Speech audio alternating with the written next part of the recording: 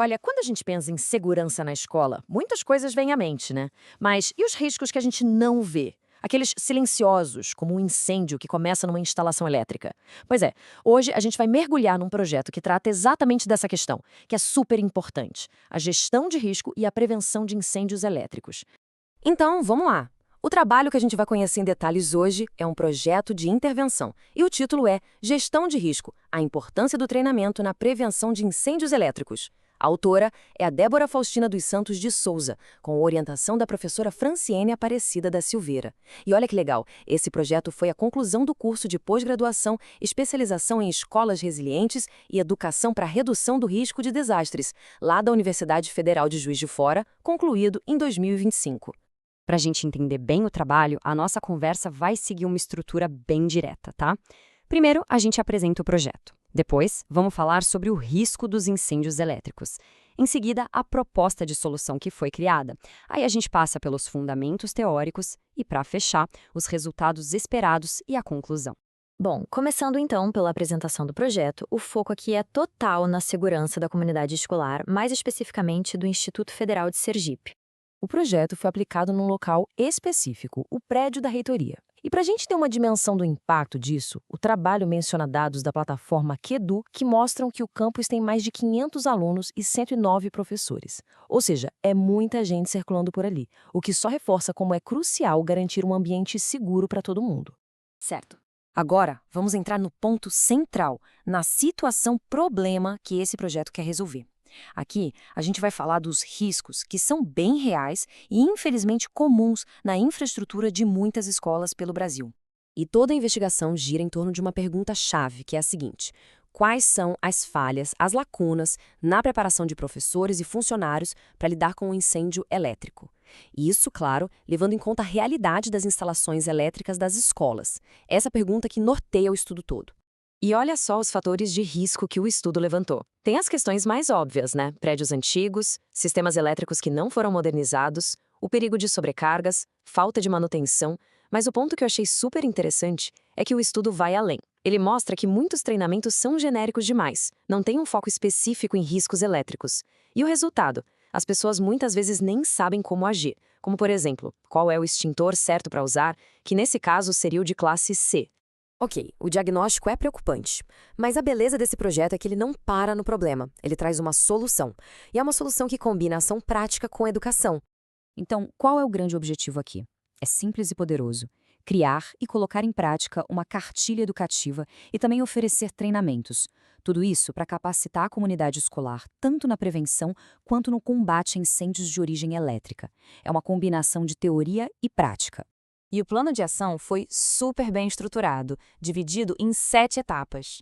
Tudo começa com um diagnóstico inicial para entender a situação. Depois vem a análise e o planejamento. A terceira etapa é criar a cartilha educativa. Em seguida, a capacitação teórica presencial e, claro, as oficinas práticas com simulações. No final, tem a avaliação para ver o resultado e, muito importante, as propostas para que o projeto continue. E essa parte mostra bem como o projeto é pé no chão, bem prático. A gente vê aqui os materiais que foram essenciais: a cartilha, que serve de apoio, os equipamentos de proteção individual, os EPIs, para demonstrar o uso correto, os extintores tipo C, que são os específicos para simulações, e os questionários de avaliação, que são super importantes para medir o que as pessoas sabiam antes e o que aprenderam depois. É um plano bem amarrado, bem concreto. Bom, um projeto sério como esse precisa, claro, de uma base teórica e normativa muito forte. E é isso que a gente vai ver agora, os pilares que sustentam toda essa proposta. Esse resumo aqui é bem legal. Ele mostra de onde vêm as ideias do projeto. Por exemplo, tem o quadro de Sendai, que é uma referência mundial em resiliência e redução de riscos. Tem também uma estrutura global para a segurança escolar.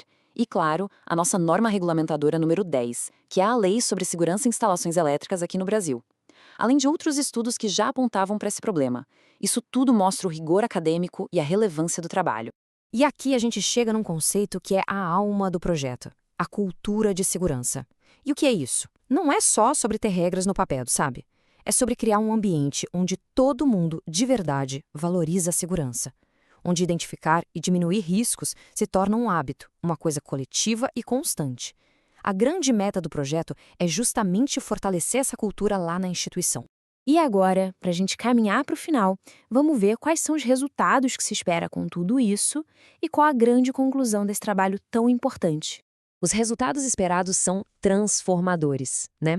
Primeiro, e mais óbvio, uma redução gigante no risco de incêndios elétricos. Depois, o fortalecimento daquela cultura de segurança que a gente falou. A instituição também fica em dia com as normas técnicas como a NR10. Aumenta e muito a capacidade de todo mundo responder numa emergência. E, o mais importante de tudo, a proteção de vidas e do patrimônio.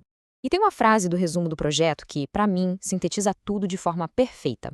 Diz o seguinte: investir em capacitação contínua é uma estratégia essencial para mitigar danos, proteger vidas e garantir a continuidade das atividades educacionais com segurança.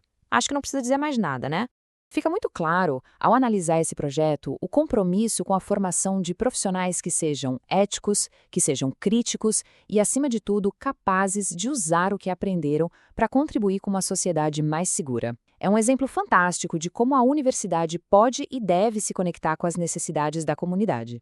Um aviso importante, pessoal: este conteúdo que apresentamos é uma síntese que foi feita de forma automatizada com o suporte de inteligência artificial e é baseada totalmente no projeto de intervenção original que a gente acabou de ver. E para que conhecimento relevante como este chegue a mais gente e possa inspirar outras iniciativas, fica o convite. Siga o nosso canal, curta o conteúdo e compartilhe.